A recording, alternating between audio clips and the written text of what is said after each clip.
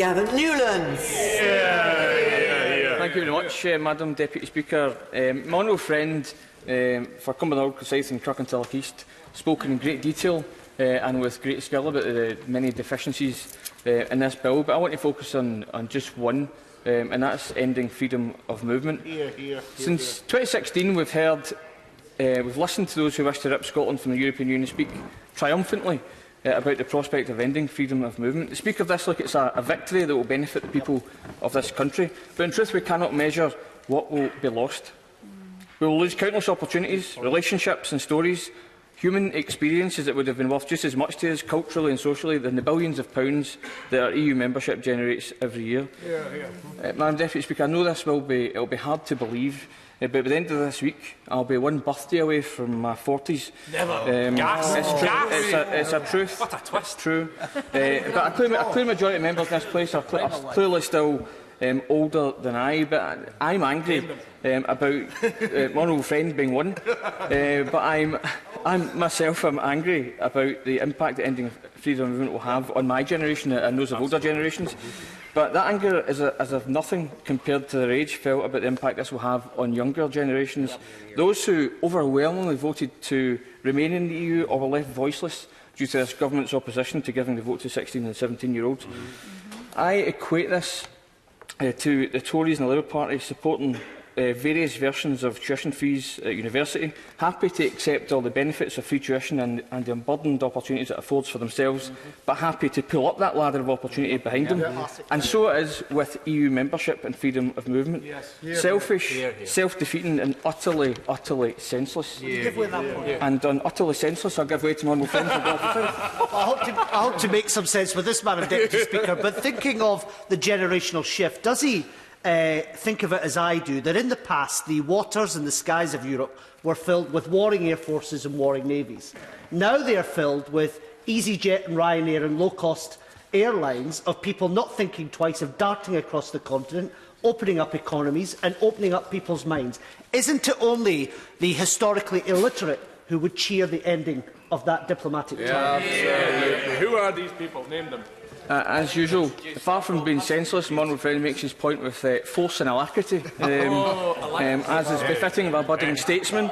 I couldn't agree more with every word that he says. I've maybe gone too far with that, Madam Deputy Speaker. But we had to listen to vacuous calls for reductions in the number of EU citizens making their homes and their lives here. We saw the Eurosceptics de facto leader stand in front of Nazi-inspired political advertising that cynically equated desperate refugees fleeing war-torn areas of the world with EU citizens.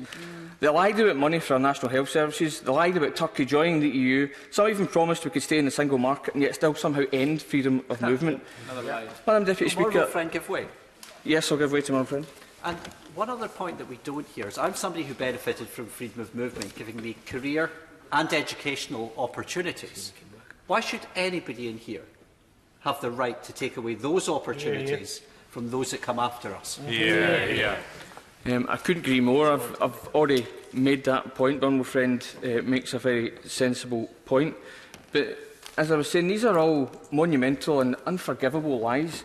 Perhaps the Remain campaign, or those in it, should have challenged them more effectively. Perhaps the national media was too complacent to hold the liars to account, or more likely in the case of the Daily Mail, Daily Express and the Sun, among others, actually complicit in these lies. Perhaps people like me, who oppose Brexit, could have been better in telling the real story of the benefits of EU membership and the privileges that we should never, but perhaps did take for granted. I'll give way briefly. I thank my honourable friend for giving way, and I'll be brief. He's making an excellent speech. But on the point of the media, does he agree with me that it's an absolute tragedy that the UK came at the bottom of countries in the EU who were able to give a positive view of the EU, and that it's only in the last year or 2 years that papers in the UK have been reappointing EU correspondents? Absolutely. A very good point made by my honourable friend. So when confronted with these alternative facts, as portrayed in the media and by some on in these benches, who can actually blame some people for agreeing to amount to a quick fix? But, Madam Deputy Speaker, the difference between the attitude and actions of the Scottish Government and the Westminster Government following the referendum in 2016 was stark. Immediately after the result was announced, the First Minister of Scotland gave an open-hearted address to EU citizens, and my message was crystal clear. We want you to come to Scotland and we want you to stay. Whereas the Tories spoke of bargaining chips. Scotland rejected the false promises, the hate-filled rhetoric and the lies. We did this because something greater is being offered in our country. In Scotland, the largest party has been proudly in favour of immigration and freedom of movement. Some politicians in this place are scared to follow this example, but it can be an easy argument to win. All you have to do is make it. Absolutely. I say this to the Right Honourable Member for Islington and some on his benches. Politicians are not merely here to follow public opinion. We are here to lead it, to persuade and debate the merits of a policy, and not to meekly cower in the corner, desperately waiting for the 29th of March to come and go. That is not leadership. It's a total abdication of responsibility. Well said. Freedom of movement is the greatest achievement that we've reached together in this European Union. It's the single greatest reason we must remain members. Programmes like Erasmus allow for unprecedented exchange of ideas between students who populate Europe's rich universities.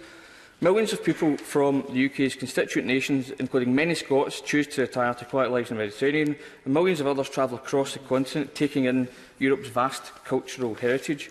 Others have built careers abroad in every conceivable field, allowing us to advance every aspect of our shared society. Exactly. Now, I made a call just prior to the withdrawal agreement debate. I made a call on social media for people to tell me their stories and experiences of freedom of movement.